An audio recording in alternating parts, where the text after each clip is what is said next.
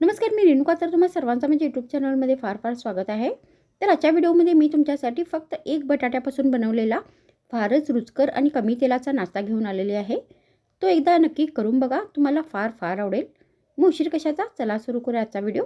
मग ही रेसिपी बनवण्यासाठी मी इथे एक बटाटा घेतलेला आहे. तर सर्वात आधी आपल्याला या बटाट्याची सगळी साले काढून घ्यायची आहेत. तर तुम्ही साले न काढता पण ही रेसिपी बनवू शकता. मग बटाट्याची साले काढून झाल्यानंतर आता हा बटाटा आपल्याला किसून घ्यायचा आहे. तर मी ते बटाटा आता पूर्णपणे किसून घेतलेला आहे. मग बटाटा किसून झाल्यानंतर आता हा किसलेला बटाटा आपल्याला असंच पाण्यामध्ये ठेवायचा आहे, नाहीतर हा काळा पडेल. त्यानंतर आपल्याला परत एक बाउल घ्यायचा आहे आणि यामध्ये 2 कप गव्हाचे पीठ घालायचे आहे. त्यानंतर आपल्याला याच्यामध्ये 1 कप बेसन घालायचं आहे. त्यानंतर आपल्याला याच्यामध्ये अर्धा चमचा हळदीची पावडर घालायची आहे. मग आपल्याला याच्यामध्ये 1 चमचा धने पावडर घालायची आहे. त्यानंतर याच्यामध्ये आपल्याला 1 चमचा गरम मसाला पावडर घालायचा आहे. मग आपल्याला याच्यामध्ये चवीनुसार लाल मिरचीची पावडर घालायची आहे.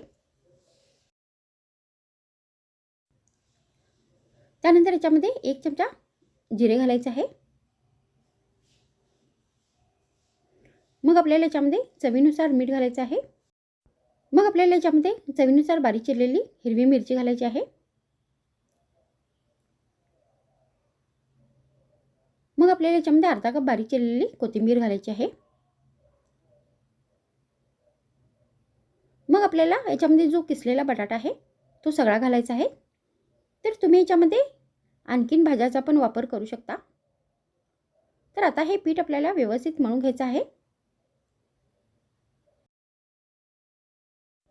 मग हे पीठ पूर्णपणे मळून झाल्यानंतर आपल्याला याच्यामध्ये 1 चमचा तेल घालायचं आहे आणि हे पीठ 10 मिनिटांपर्यंत असेच भिजण्यासाठी ठेवून द्यायचं आहे. मग हे पीठ व्यवस्थित भिजल्यानंतर आता आपल्याला या पिठाचे गोळे बनवायचे आहेत. तर या साईजमध्ये मी हे गोळे बनवून घेतलेले आहेत. त्यानंतर आता आपल्याला या गोळ्यांना पीठ लावायचं आहे आणि हे लाटायचं आहे. तर तुम्ही या रेसिपीला बटाट्याचा पराठा पण म्हणू शकता. तर आता आपल्याला हा जो पराठा आहे तो पातळ असा लाटून घ्यायचा आहे.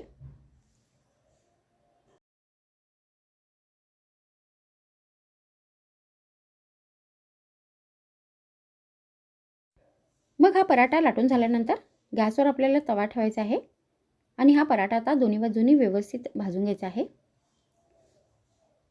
मग एका बाजूनी भाजल्यानंतर आता आपल्याला याच्यावरती चमच्याने तेल नाही तर तूप लावायचं आहे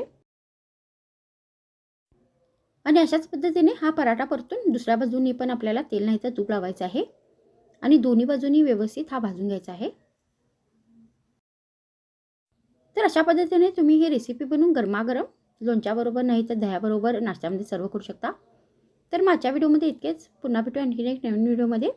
तर मग थँक्स फ्रेंड्स वॉचिंग माय व्हिडिओ.